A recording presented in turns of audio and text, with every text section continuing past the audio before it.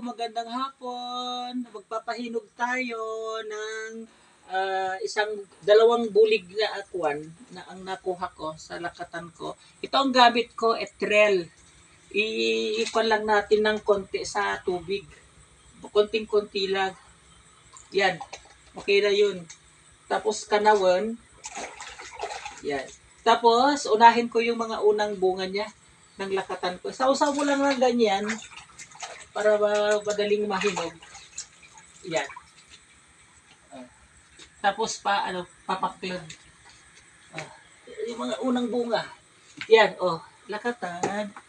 Sausaw natin sa etrel, yung tinimpla natin na etrel.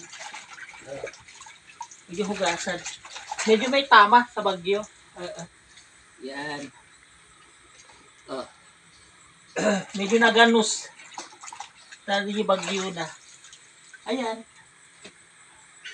Sausaw natin.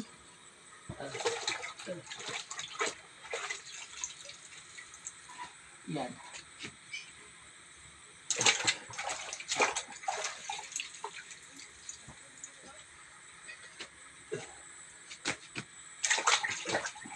Ganito ang magpahinog ng lakatan.